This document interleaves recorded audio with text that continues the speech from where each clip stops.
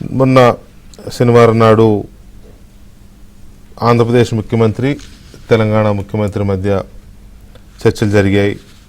విభజన చట్టంలోని సమస్యల అపరిష్కృతంగా ఉన్న సమస్యల పరిష్కారం కోసం చాలా కాలంగా 10 ఏళ్ళు దాటిపోయింది. ఇంకా ఎక్కడ సమస్యలు అక్కడే ఉన్నాయి కాబట్టి అవి పరిష్కరించుకోవాలనే ఒక సంకల్పంతో ఇద్దరు ముఖ్యమంత్రులు సమావేశమయ్యారు. సరే, ఆ సందర్భంగా కొన్ని అంశాలు చర్చకు వచ్చాయి. తెలంగాణ కొన్ని డిమాండ్లు పెట్టింది, అందులో ఆంధ్రప్రదేశ్ కొన్ని డిమాండ్లు పెట్టింది. వాటిలో పరిష్కరించుకోదగ్గవి ఎన్ని, పరిష్కరించుకోలేనివి కొన్ని, అసంబద్ధంగా ఎన్ని ఉన్నాయి, హేతుబద్ధంగా ఎన్ని ఉన్నాయి, ఇవన్నీ ఒక మౌలికమైన చర్చలు. కాలక్రమంలో చర్చలు జరుగుతూ ఉంటే ఒక్కొక్కటి విడిపోతుంటాయి. కాకపోతే ఇప్పుడు అర్జెంటుగా ఆ మీటింగ్ మినిట్స్ బయట పెట్టాలి. ఇప్పుడు అర్జెంటుగా మీటింగ్లో ఏం జరిగింది, మీటింగ్ మినిట్స్ మొత్తం బయట పెట్టాలి. ఇప్పుడు వైసీపీకి కావాలా మినిట్స్? ఎవరెవరు మినిట్స్ అంటే తెలిసిందే కదా, ఎవరెవరు ఏం మాట్లాడింది మొత్తం రికార్డ్ చేస్తారు. ఇప్పుడు ఆ కాపీ కావాలి అర్జెంటుగా వైసీపీకి. ఆ కాపీ ఉంటే చూసుకొని ఎవరు కరెక్ట్ మాట్లాడారు, ఎవరు రాంగ్ మాట్లాడారు అన్ని ఇప్పుడు వీళ్ళు త్రాసులో వేసి తూకం వేస్తారనమాట. చాలా ఆరాటంగా ఇదిగా ఉన్నారు, మాకు అర్జెంటుగా కాపీ ఇవ్వండి అని. ఏదో పేపర్లో వచ్చింది, ఒక ఎజెండా పెట్టారు తెలంగాణ వాళ్ళు. తెలంగాణ ప్రభుత్వం తరఫున ఏంటి అంటే ఆంధ్రప్రదేశ్కి సుదీర్ఘమైన తీర ప్రాంతం ఉంది, అందులో వాటా కావాలి.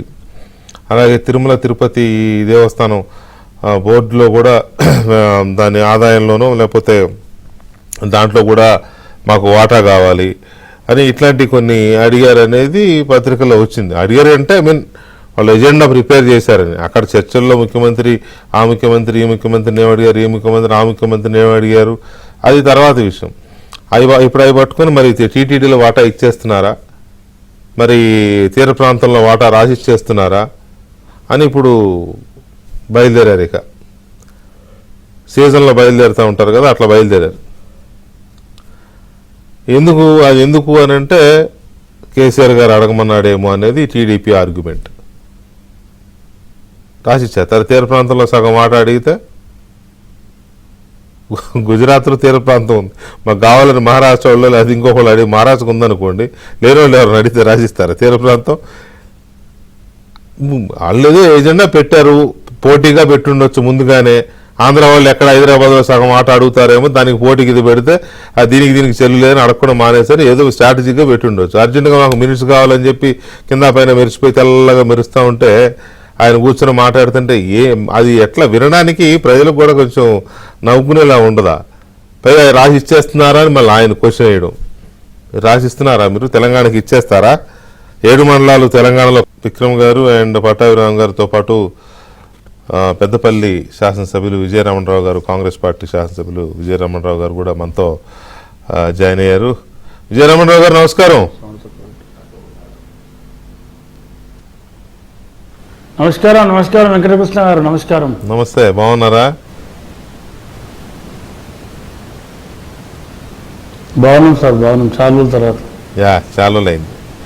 రైట్, ఇక మనం ఆ చర్చలోకి వెళదాం. పట్టాభి గారు, అర్జెంటుగా మీరు తాడేపల్లిలో, మరి ఆయన ఎక్కడ ఉంటున్నాడు ఇప్పుడు, తాడేపల్లిలో ఉంటున్నాడో లేదో తెలియదు, సజ్జల రామకృష్ణారెడ్డి గారు, ఒక కాపీ ఆయనకి, ఇంకొద్దిగా 4 అడుగులు అటేసి ఆ గుంటూరు టౌన్లోకి వెళ్ళి అంబటి రాంబాబు గారికి మినిట్స్ కాపీ ఇచ్చేసి వస్తే వీళ్ళిద్దరు ఏమేమి మాట్లాడుకున్నారు, రేవంత్ రెడ్డి గారు చంద్రబాబు నాయుడు గారు ఏమేమి మాట్లాడుకున్నారు, ఏమేమి వాటాలు పంచుకున్నారు, ఆ కాపీ ఏమైనా ఇచ్చేస్తే మీరు జాతీయ అధికార ప్రతినిధి కాబట్టి 2 రాష్ట్రాలు జాతీయ అంటే మీ కిందకి వస్తాయి కదా, తీసుకెళ్ళి ఇచ్చేస్తే స్టడీ చేసుకుని జగన్మోహన్ రెడ్డి గారికి రిపోర్ట్ చేస్తారు వాళ్ళిద్దరు.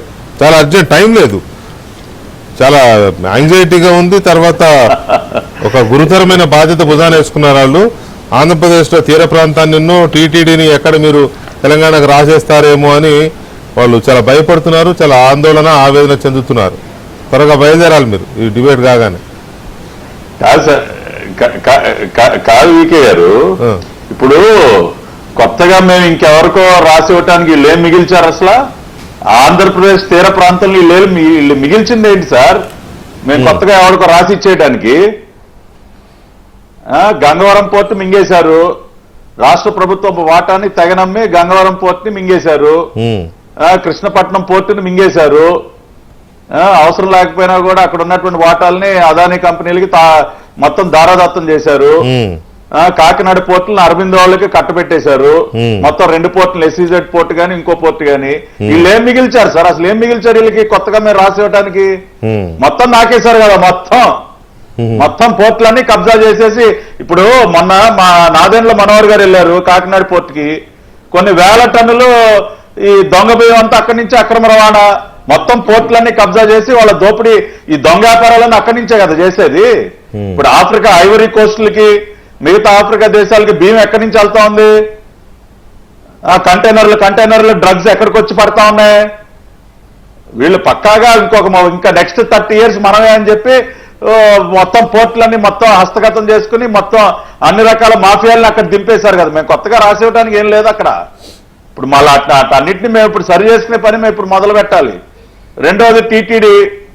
ఆఖరికి టీటీడీని కూడా పూర్తిగా ఆ బోమన కరుణాకర్ రెడ్డి కానీ లేదంటే ఆ చిన్నాన్న సుబ్బారెడ్డి కానీ టీటీడీ నిధుల్ని ఎంత దుర్మార్గంగా పక్కదారి పట్టించారు, ఎన్ని కోట్ల రూపాయలు మింగేశారు, అవన్నీ ఆధారాలతో సహా మేము ఎన్ని బయట పెట్టాం సార్. ఇవాళ కొత్తగా వీళ్ళకి టీటీడీ పైన ప్రేమ పుట్టుకొచ్చింది. అంటే బహుశా నాకు మీరు ఇవన్నీ చెప్తుంటే నాకు డౌట్ వస్తుంది. ఒకవేళ నిజంగానే వాటాలు రాసిచ్చుంటే ఇప్పుడు మీరు చెప్పిన ఉన్నాయి కదా క్రైమ్స్, పోర్టులు, తర్వాత టీటీడీలు అక్రమాలు, ఒకవేళ వాటాలు రాసిచ్చుంటే వచ్చి ఇక్కడ రేవంత్ రెడ్డి గారి దగ్గరకు వచ్చి బతిమలాడుకుందామనేమో అవి బయటపడకుండా. మీరు ఎలాగో దగ్గర రానివ్వరు కదా.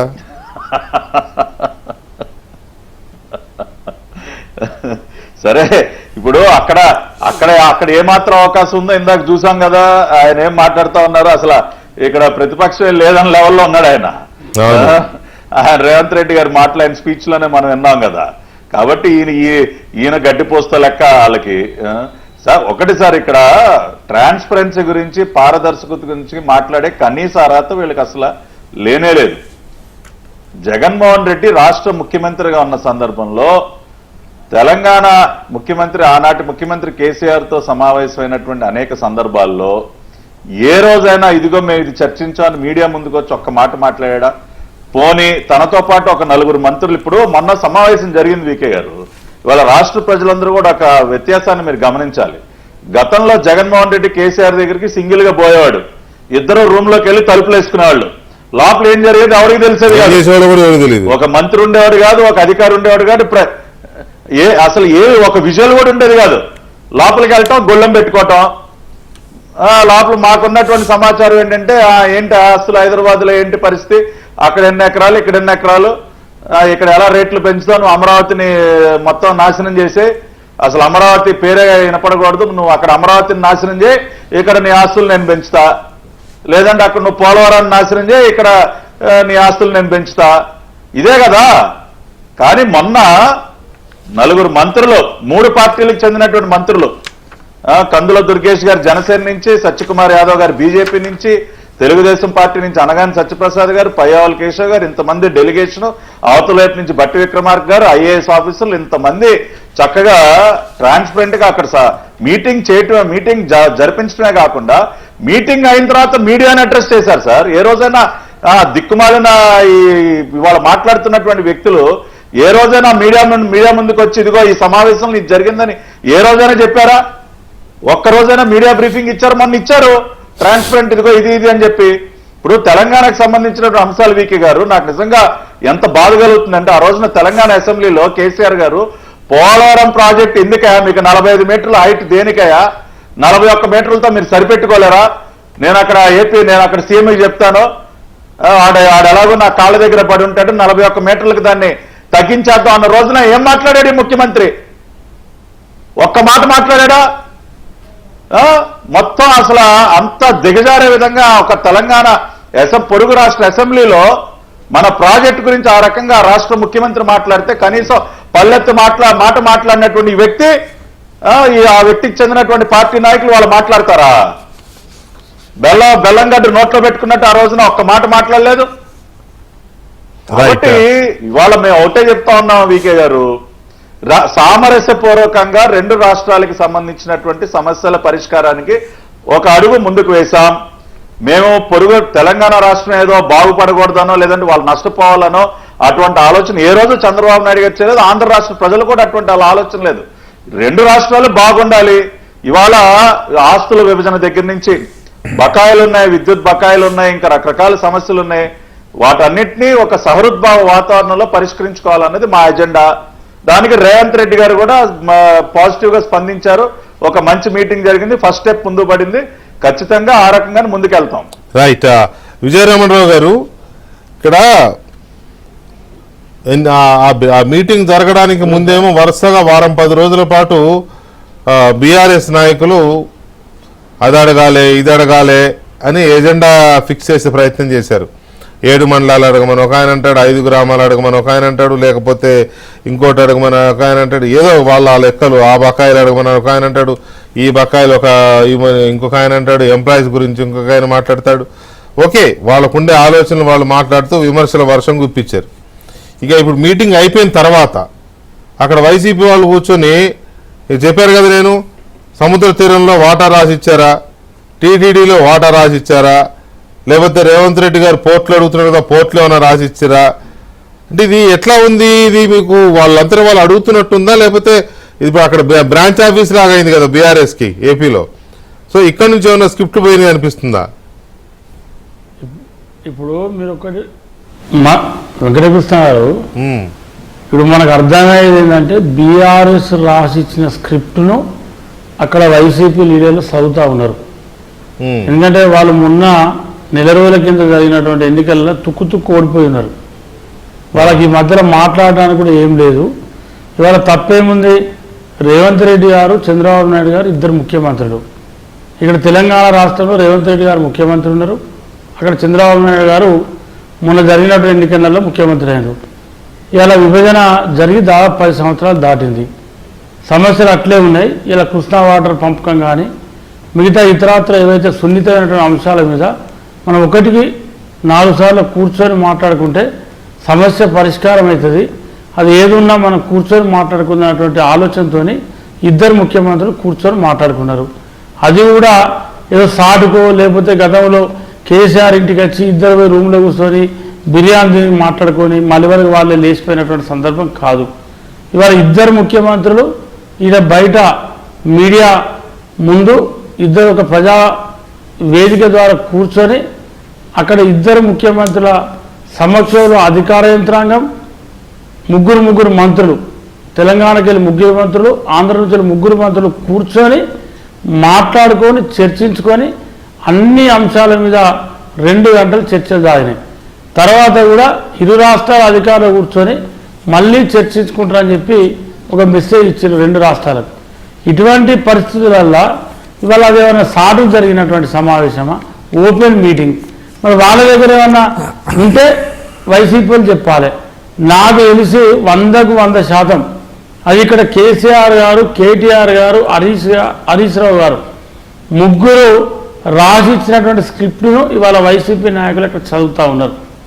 ఇవాళ మీకు వాస్తవంగా మినిట్స్లో ఏముంది, ఏ అంశాల మీద చర్చ జరిగింది, ఏ అంశాల మీద 2 రాష్ట్రాల ముఖ్యమంత్రుల సమక్షంలో చర్చలు జరిగినాయి, అక్కడ ఏమి ఒప్పందాలైనాయి, ఏమి కాలేనది క్లియర్గా మినిట్స్లో రాసి ఉన్నది.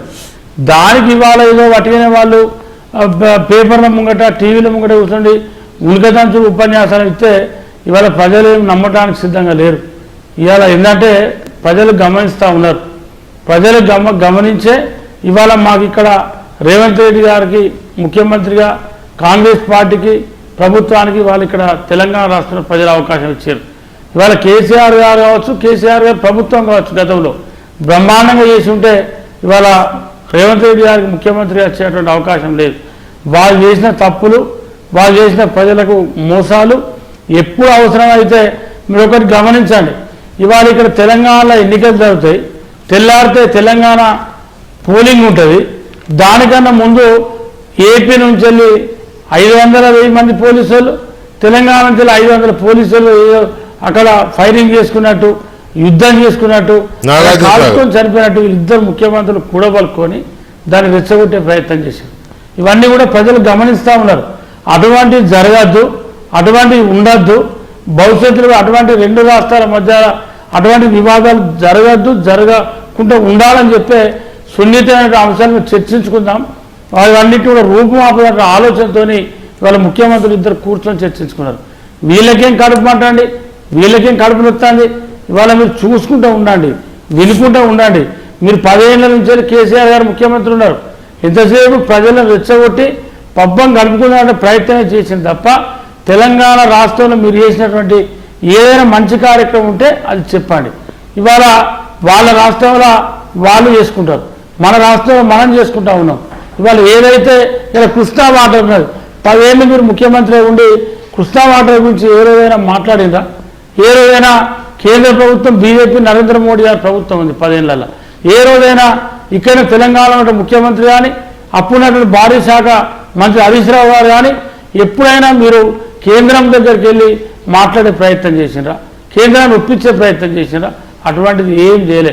ఇవాళ ఎలక్షన్లు వచ్చినప్పుడు దాన్ని సెంటిమెంట్గా వాడుకొని తెలంగాణ ఓట్లేయించుకునేటువంటి ప్రయత్నమే తప్ప మీరు ఏ రోజు కూడా తెలంగాణ ఇటువంటి సున్నితమైన అంశాలను వాటి క్లోజ్ చేసి ఆ ఇష్యూ లేకుండా చేసి 2 రాష్ట్రాల ప్రజలు కలిసి ఉండే విధంగా 2 రాష్ట్రాల ప్రజలను, తెలుగు ప్రజలందరినీ కూడా ఒక తాటిపై ఉండి ఎవరి పని వాళ్ళు చేసుకొని 2 రాష్ట్రాలు బాగుండాలన్న ఆలోచన ఏ రోజు చేయలేదు.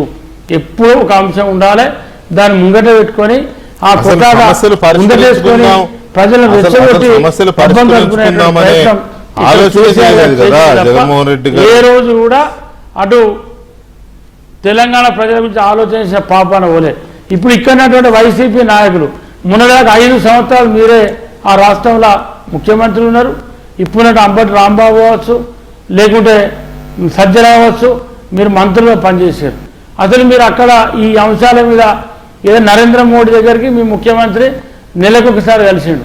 ఎప్పుడైనా ఈ అంశాల మీద చర్చించిండా? ఏ రోజైనా మరి తెలంగాణ ఆందోళన నీటి పంపకాల విషయాలు కానీ లేకపోతే ఇంకా ఇతరాత్ర ఇష్యూస్ కానీ ఏ రోజైనా చర్చించిండా? వచ్చుడు హైదరాబాద్ వచ్చుడు, కేసీఆర్ ఇంట కూర్చున్నాడు, బిర్యానీ తినడు, మళ్ళీ విజయవాడకు పోడు. ఆయన చేసిన పని అది. కాబట్టి ఖచ్చితంగా 1-4 ఇద్దరు ముఖ్యమంత్రులు గారు కూర్చోవాలి, మాట్లాడుకోవాలి. 2 రాష్ట్రాల మధ్యలో ఏ సమస్యలు లేకుండా, తెలుగు ప్రజల మధ్యలో ఎలాంటి సమస్య ఉండకుండా సమస్యను పరిష్కరించుకొని 2 రాష్ట్రాలు బాగుపడాలి. 2 రాష్ట్రాల ప్రజలు సహజంగానే ఇటు కొంచెం హై లెవెల్ ఆలోచన, మా అందరి ఆలోచన.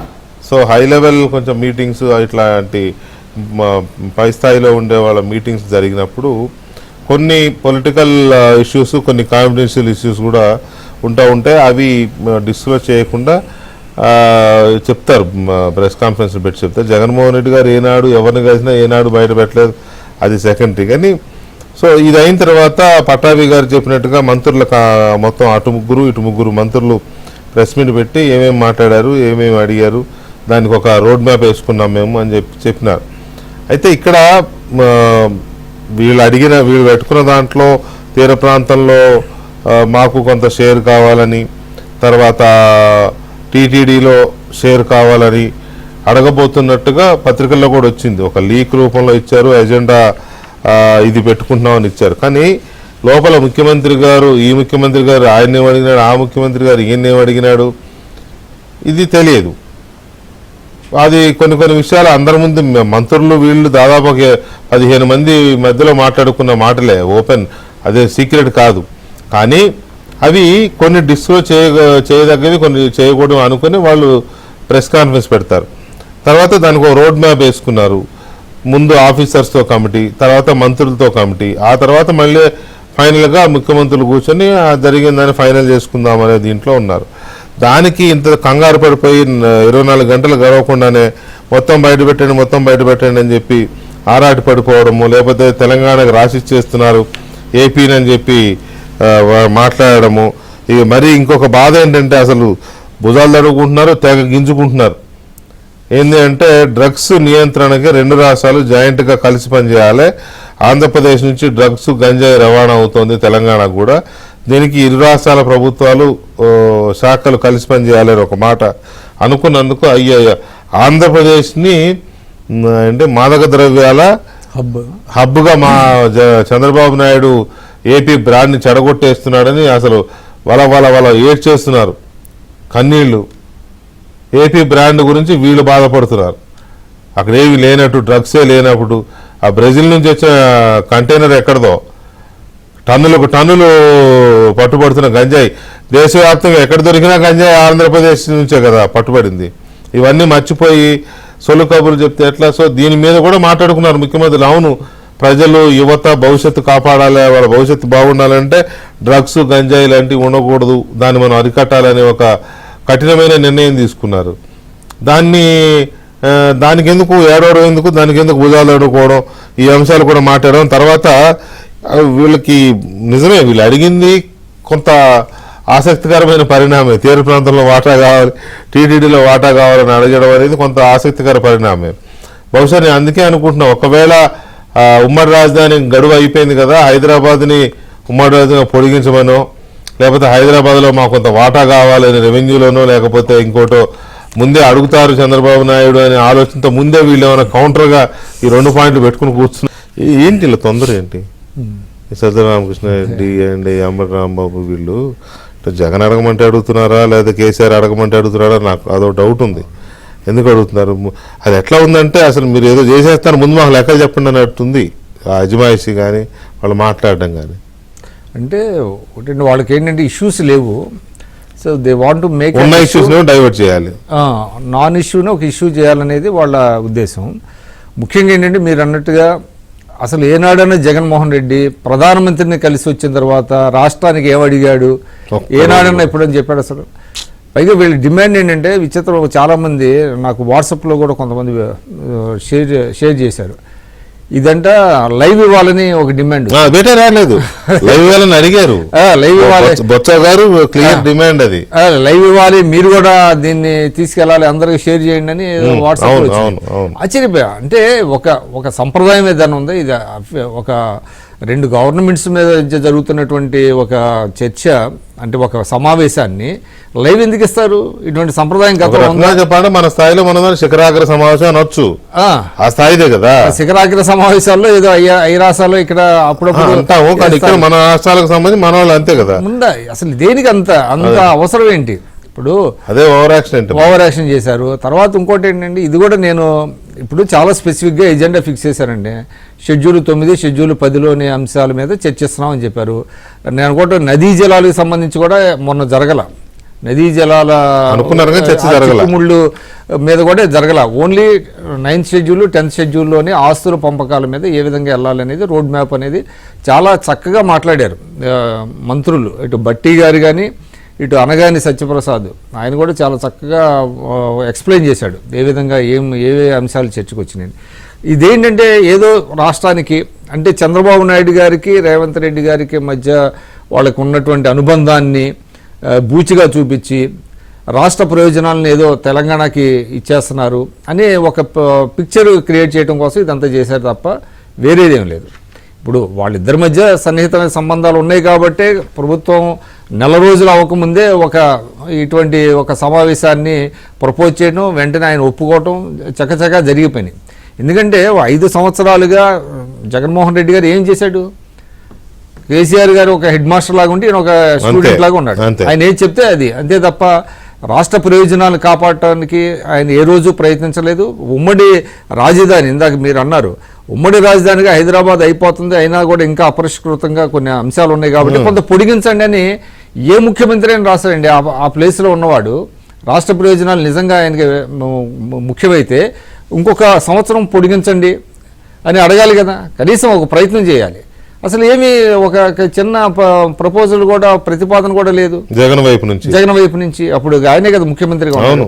అటువంటిది ఇంకా ఆయన వాళ్ళకి ఏం రాష్ట్ర ప్రయోజనాలు, వాళ్ళకి ఏం జగన్మోహన్ రెడ్డి గారు కేసీఆర్ గారు భేటీలో ఒక్కనాడు కూడా ఏపీ కోసం ఇది అడిగినట్టు ఎక్కడ తెలియదు మనకి. కేంద్రాన్ని అడిగినట్టు తెలీదు. ఇక్కడ ఈ రాష్ట్ర పోలవరం తగ్గించుకో అది అక్కడ మీకు శ్రీశైలం నుంచి వాటర్స్ తీసుకొచ్చి విద్యుత్ దీనికోసం చెప్పి మొత్తం నదిలోకి అదే సముద్రంలోకి వదిలేశారు కదా వాటర్. కనీసం ఒక మంత్రి మాట్లాడండి. ఇప్పుడు మీరు చెప్పిన అంబటి రాంబాబే కదా, అంబటి రాంబాబు ఇది తప్పు, ఇది మీరు అని ఏదో ఊరికే మర్మరింగ్ చేశారు తప్ప నిజమైనటువంటి ఫైట్, దాన్ని నిలువరించేటువంటి ప్రయత్నం ఎప్పుడూ చేయాలి. దానివల్ల ఎంత లాస్ అయిందండి రాష్ట్రానికి? ఎన్ని వందల టీఎంసీలు వెళ్ళి సముద్రం పాలు చేశారు ఆ వాటర్స్ అన్ని. అవును. అందువల్ల వాళ్ళు ఏంటంటే ఇదేదో ఒక ఇష్యూ చేయాలి. నేను అనుకోవడం ఏంటంటే టీటీడీలో ఏం వాటా అడుగుతారు? తీర ప్రాంతంలో వాటా కాదు అక్కడ అడిగింది. టీటీడీలో ఇక్కడ కూడా అంటే తెలంగాణ నాకు ఉన్న సమాచారం ప్రకారం నేను కూడా ఒకళ్ళిద్దరిని అడిగితే వాళ్ళు ఇదేంటంటే ఇప్పుడు లెటర్స్ ఇస్తారు. ఇక్కడ ఎమ్మెల్యేలకి రోజుకో లెటర్ ఉంటుంది, ఎమ్మెల్సీకి ఎమ్మెల్యేలకి. అట్లాగా తెలంగాణలో ఉండే వాళ్ళందరికీ కూడా ఇవ్వమని అడుగుతున్నారు వాళ్ళు. అంతేగాని టీటీడీలో వాటా ప్రోటోకాల్ మాకు కూడా ఎక్స్టెండ్ చేయండి, మా లెటర్స్ కూడా ఆనర్ చేసేటట్టు. సేమ్ టైం 28 ఉంటాయి కదా బోర్డు మెంబర్స్ అది ఇస్తారు. దాంట్లో 10-15 అట్లా ఏమైనా అనుకున్నారేమో. మన తమిళనాడుకి ఒకటి ఇచ్చే ఆచారం ఉంది, కర్ణాటక ఒకటి ఉంది, మహారాష్ట్ర ఒకటి ఉంది. ఇప్పుడు తెలంగాణకు ఒకటి కాకుండా బహుశా మేబీ ఇస్తున్నారు, ఆల్రెడీ ఇస్తున్నారు. కాబట్టి సంఖ్యను ఏమన్నా పెంచమని ఏమన్నా అడిగి ఉండాలి తప్ప. సండ్ర వెంకట వీరయ్య గారు ఇట్లా 3-4 ఉన్నారు ఇచ్చారు. అదేవిధంగా ఇక్కడ ఏంటంటే తీర ప్రాంతంలో ఈ పోర్ట్స్ ఉన్నాయి కాబట్టి కొన్ని రాయితీలు ఎక్స్పోర్ట్స్కి ఇంపోర్ట్స్కి సంబంధించి కొన్ని రాయితీలు ఏదో అడుగుతున్నారని నాకైతే తెలిసింది.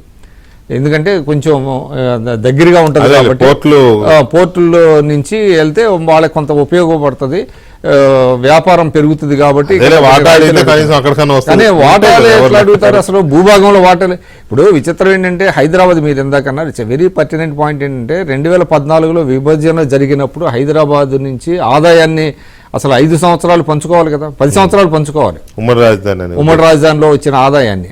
అసలు ఆ అంశాన్ని కూడా పెద్దగా అది ప్రస్తావించలేదు.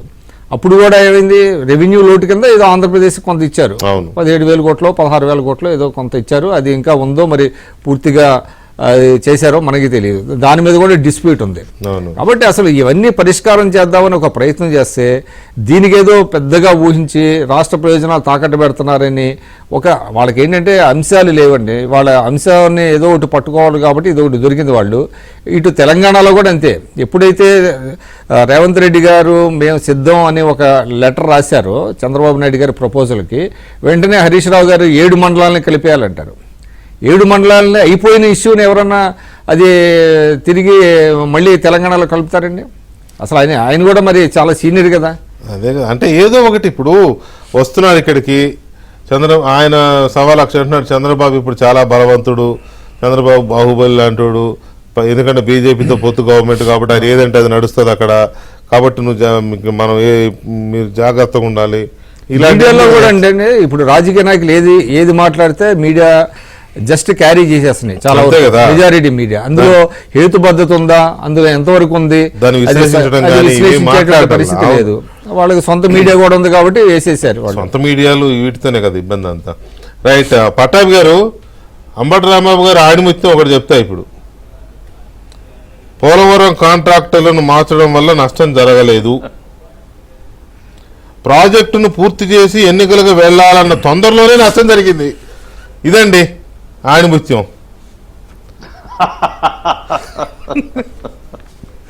అసలు ప్రాజెక్టును పూర్తి చేసి ఎన్నికలకు వెళ్లాలన్న తొందరలోనే నష్టం జరిగితే వర్క్ జరిగి ఉండాలి కదా. వర్క్ జరగలేదు, నష్టమే జరిగిపోయింది, మొత్తం ఉండబోయింది. నష్టం ఎంత జరిగిందనేది మొన్న మేము విడుదల చేసినటువంటి శ్వేతపత్రంలో అంకెలతో సహా మేము ప్రజల ముందు ఉంచాం. దాదాపుగా కాంట్రాక్టర్ని మార్చడం వల్ల, అంచనాలు పెంచడం వల్ల వీళ్ళు అదనంగా దాదాపుగా 6,000 కోట్లకు పైబడి దోచిపెట్టారు. దానికి ఇప్పటి వరకు జవాబు చెప్పట్లా. మొత్తం అందరూ కూడా మూతికి ప్లాస్టర్ వేసుకుని కూర్చున్నారు. ఇప్పటి వరకు మా పోలవరం వైట్ పేపర్ రిలీజ్ చేసి దాదాపుగా 1 వారం అవుతుంది. ఒక్కళ్ళన్నా పాయింట్ టు పాయింట్ దాని గురించి మాట్లాడారు లేదు. ప్లస్ మాట్లాడతారు సార్, మాట్లాడితే కదా దాని మీద ఎవరు పెట్టాలి, మాట్లాడలేరు. అది మాట్లాడాలంటే అంబటి రాంబాబు గారే మాట్లాడాలి, ఇరిగేషన్ మినిస్టర్. ఆయనే చెప్పాడు కదా, అది నాకే అర్థం కాలేదని. ఆయన కాదు, జగన్మోహన్ రెడ్డి స్వయంగా అసెంబ్లీలో పోలవరం ప్రాజెక్టు ఇప్పుడప్పుడే పూర్తి కాదు, ముందు 2021 అన్నాడు, 22 అన్నాడు, 23 అన్నాడు, చివరికి ఏం చెప్పాడు, అది అసలు ఇప్పుడు అప్పుడే పూర్తి కాదు, ఇంకా ఎప్పుడవుతుందో కూడా నాకు అర్థం కావట్లేదని చెప్పి జగన్మోహన్ రెడ్డి అసెంబ్లీలో చెప్పిన తర్వాత ఇంకా పూర్తి చేసే తొందర వీళ్ళకి ఎక్కడుందండి?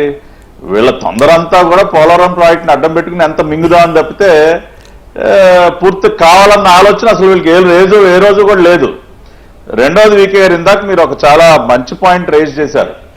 అసలు వీళ్ళు కొత్తగా ఇవాళ మొన్న జరిగినటువంటి సమావేశం ఏదైతే రెండు రాష్ట్రాల ముఖ్యమంత్రుల మధ్య సమావేశం, దాని తర్వాత వీళ్ళు మాట్లాడినటువంటి మాటలు ఇవన్నీ కూడా ఎందుకు ఈ రకంగా ఫ్రస్ట్రేషన్ గురవుతున్నారు అనేది మీరు మంచి రీజనింగ్ ఇచ్చారు. ఏంటంటే డ్రగ్స్కి సంబంధించి రెండు రాష్ట్రాల్లో కూడా ఉమ్మడిగా ఒక టాస్క్ ఫోర్స్ని మనం అడిషనల్ డీజీ ర్యాంక్లో మనం రెండు వైపుల నుంచి కూడా అధికారులను పెట్టి ఒక టాస్క్ ఫోర్స్ని అపాయింట్ చేసి ఈ డ్రగ్స్ మహమ్మారి ఏదైతే ఉందో విస్తృతంగా ప్రబలుతా ఉందో దానికి అడ్డుకట్ట వేయాలని ఒక నిర్ణయం తీసుకున్నారు. డ్రగ్స్ కి పూర్తిగా ఆంధ్ర రాష్ట్రాన్ని ఒక అడ్డాగా మార్చేశాడు జగన్మోహన్ రెడ్డి. విదేశాల నుంచి దిగుమతి చేసుకోవటమే కాకుండా రాష్ట్రంలో కూడా అనేక చోట్ల తయారీ, అది గంజాయి కానివ్వండి, గంజాయి కూడా వివిధ రూపాల్లో లిక్విడ్ గంజాయి, రకరకాల గంజాయి తయారు చేసి వీధి వీధికి పంచేటటువంటి ఒక వ్యవస్థను ఏర్పాటు చేశాడు. కాబట్టి దానిపైన ఉక్కుపాదం మోపడానికి రెండు రాష్ట్రాలు ఒక నిర్ణయం తీసుకున్నాయి. గతంలో అంతా కూడా ఫ్రెండ్లీ మ్యాచే కదా. ఇక్కడ ఉత్పత్తి అయినవి బ్రహ్మాండంగా హైదరాబాద్ తరలిపోవటం, హైదరాబాద్ లో చూసాం కదా ఎన్ని రేవ్ పార్టీలు, ఎన్ని డ్రగ్స్ కి సంబంధించి ఎంతమంది పట్టుబడ్డారో. గతంలో చక్కగా మంచి వ్యవస్థ ఉండేది రెండు రాష్ట్రాల మధ్య. డ్రగ్స్ దిగుమతి, తయారీ, రవాణా అన్నిటికీ కలిపి ఆ రోజున కేసీఆర్, జగన్ రెడ్డి మంచి నెట్వర్క్ ఏర్పాటు చేశారు. ఆఖరికి కేసీఆర్ కొడుకు కేటీఆర్ పైన కూడా ఆ రోజున అనేక ఆరోపణలు డ్రగ్స్ కి సంబంధించి డ్రగ్స్ కేసుల్లో ఆయన పేరు కూడా ప్రముఖంగా వినపడింది. కాబట్టి వాళ్ళు ఏంటంటే దానిపైన ఒక టాస్క్ ఫోర్స్ అపాయింట్ అయ్యేసరికి మొత్తానికి మళ్ళీ టెన్షన్ మొదలైంది.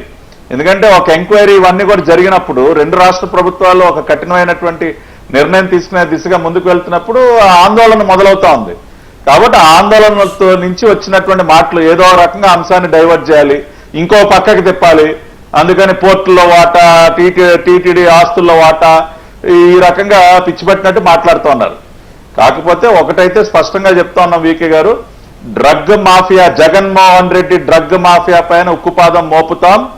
గతంలో ఉన్నటువంటి అన్ని కేసులను రీఓపెన్ చేసి బడా నాయకులు ఎవరైతే వైసీపీ నాయకులు ఈ డ్రగ్ మాఫియాలో ఉన్నారో వాళ్ళందరినీ బయటికి లాగుతాం. దానికి రేవంత్ రెడ్డి గారు ఒక అడుగు ముందుకు వేసినందుకు వారికి కూడా మా అభినందనలు, ధన్యవాదాలు. రైట్. విజయరామన్రావు గారు, ఫైనల్ గా ఈ డ్రగ్ కి సంబంధించి కానీ గంజాయికి సంబంధించి కానీ పెద్ద మాఫియా నడుస్తోంది, అది తెలిసిందే. ఏపీలో ఒక మాఫియా, దానికి సబ్సిడరీగా ఇక్కడ బ్రాంచ్ ఆఫీస్, ఇక్కడ ఒక మాఫియా తెలంగాణలో. ఇది ఆపడం కోసం ఈ ప్రభుత్వం చాలా ట్రై చేస్తోంది. అదే మాట్లాడినారు మొన్న, రెండు రాష్ట్రాల్లో డ్రగ్ పెరిగిపోయింది, దీన్ని కంట్రోల్ చేయాలా అని. దానికి ఏపీ బ్రాండ్ని చంద్రబాబు చెడగొట్టాడని విమర్శలు చేయడము.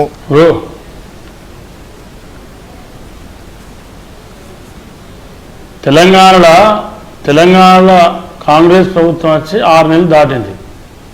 రేవంత్ రెడ్డి గారు ముఖ్యమంత్రి అయినాక 15 రోజులకే ఇక్కడ టాస్క్ ఫోర్స్ ఏర్పాటు చేసి ఈ ఏదైతే గంజాయి కానీ ఇంకా మిగతా మత్తు ఏదైతే పిల్లలు, యువత అలవాటు పడి విద్యార్థులు, యువత భవిష్యత్తులు నాశనం అయిపోతూ ఉన్నాయో, తెలంగాణ రాష్ట్రం మొత్తంలో కూడా పెద్ద ఎత్తున గత 6 నెలల నుంచి ఇక్కడ తెలంగాణ రాష్ట్ర ప్రభుత్వం ఉక్కుపాదం మోపింది.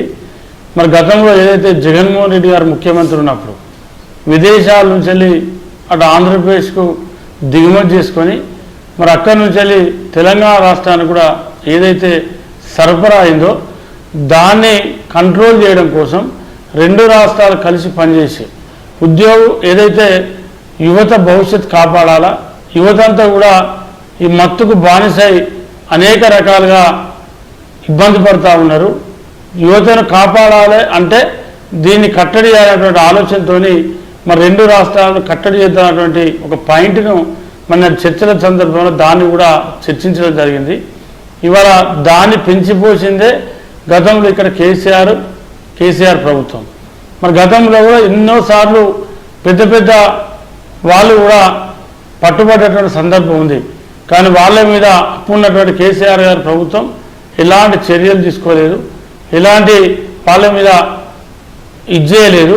మరి దాని పర్యావాసమే ఇవాళ తెలంగాణ రాష్ట్రంలో కూడా పెద్ద ఎత్తున ఇక్కడ యువతంతా కూడా మత్తుకు ఏదైతే బానిసైతా ఉన్నారో దాన్ని కంట్రోల్ చేయాలనేటువంటి ఆలోచనతో ఇక్కడ తెలంగాణ రాష్ట్ర ముఖ్యమంత్రి రేవంత్ రెడ్డి గారు ముందుకు పోతా ఉన్నారు. దానిలో భాగంగా చర్చిస్తే పాపం దొంగ అన్నట్టు వాళ్ళు మీ దగ్గర ఉన్నటువంటి ఏదైతే వైసీపీ గతంలో మంత్రులు పనిచేసిన వాళ్ళు జబ్బలు కొడుతూ ఉన్నారు, వాళ్ళు చూస్తూ ఉంటే నిజంగా కూడా జాలెత్తా ఉంది. ఎందుకంటే దాన్ని ఆజ్యం పోసింది ఇవాళ వైసీపీ జగన్మోహన్ రెడ్డి ప్రభుత్వం. మరి గతంలో ఆజ్యం పోసి విదేశాల నుంచి వెళ్ళి మరి ఓడరేవుల ద్వారా మరి కాంటైనర్ నుంచి వెళ్ళి పెద్ద పెద్ద దిగుమతులు చేసుకొని దాన్ని గుట్టు చప్పుడు కాకుండా అప్పుడున్నటువంటి ప్రభుత్వంతో కుమ్మక్కై తెలంగాణ రాష్ట్రాన్ని సప్లై చేసి తెలంగాణ రాష్ట్రంలో మనకి ఉన్నటువంటి యువతను కూడా మత్తుకు బానిస చేసినటువంటి వాళ్ళు ఇవాళ ఇక్కడ బీఆర్ఎస్ పార్టీ కేసీఆర్ వాళ్ళు రాసేసినటువంటి స్క్రిప్టులు చదువుకుంటా మరి దీన్ని ఏదో పక్కదారి పట్టించారనే ప్రయత్నాన్ని ఏదైతే ఇవాళ మరి అక్కడ వైసీపీ నాయకులు చేస్తూ ఉన్నారో తప్పకుండా రాబోయే రోజుల్లో మరి ఇంకా 1కి 4 సార్లు కూర్చుంటాం. ఇద్దరు ముఖ్యమంత్రులు మాట్లాడుకుంటారు, చర్చిస్తారు. ఇప్పుడు తెలంగాణ ఉద్యోగులు దాదాపు 1000 నుంచి 1500 మంది ఉద్యోగులు ఇవాళ ఆందోళన పనిచేస్తూ ఉన్నారు. వాళ్ళను కూడా రప్పించేటువంటి ప్రయత్నం చేస్తాం తెలంగాణకు మా ముఖ్యమంత్రి గారి నాయకత్వంలో. వాటితో పాటు తెలంగాణ రాష్ట్రానికి రావాల్సినటువంటి ఏవైతే విద్యుత్ బకాయిలే కావచ్చు 20,000 కోట్ల పైచిలకు మిగతా ఏవైతే ఉన్నాయో అవన్నిటి తెలంగాణ సాధించుకోవడం కోసమే వాళ్ళు కూర్చొని మాట్లాడుకుంటూ ఉన్నాం తప్ప ఇలా రాజకీయాలు ఇలాంటి ఇతరత్ర అంశాలు ఏవి లేవు. వాళ్ళు ఏదో చెప్పినంత మాత్రాన మరి గత 5 ఏళ్ళు అక్కడ వైసీపీ ముఖ్యమంత్రి జగన్మోహన్ రెడ్డి గారు అన్నారు, ఇక్కడ కేసీఆర్ గారు అన్నారు. మాట్లాడుకున్న ఎన్నిసార్లు వాళ్ళు మీడియాకి చెప్పారు, వాళ్ళు మాట్లాడుకున్నప్పుడు ఎన్నిసార్లు అధికారులు కూర్చొని మాట్లాడారు, ఎన్నిసార్లు అక్కడి మంత్రులు ఇక్కడ మంత్రులు అనేది ప్రజలు గమనిస్తూ ఉన్నారు. ప్రజలకి తెలియకుండా ఏం లేరు, ప్రజలు అన్ని గమనిస్తారు, అన్ని చూస్తూ ఉన్నారు. మాట్లాడినా ఏం మాట్లాడినా తెలంగాణలో చూసాం, ఆంధ్రలో చూసాం. నెక్స్ట్ గోల్ ఎక్కడి దాకా ఉంటుంది, నెక్స్ట్ చర్చలు ఎలా పురోగమిస్తాయి, ఏ అంశాలను 2 రాష్ట్రాల ప్రభుత్వాలు సమీక్షించుకొని పరిష్కరించుకుంటాయనేది కాలం చెబుతుంది. ఈ మధ్యలో ఈ రాజకీయాల కోసం మాట్లాడే వాటిని ప్రజలు పెద్దగా పట్టించుకోగలరు, కానీ గమనిస్తారు ప్రజలు, అవి కూడా గమనిస్తూ ఉంటారు.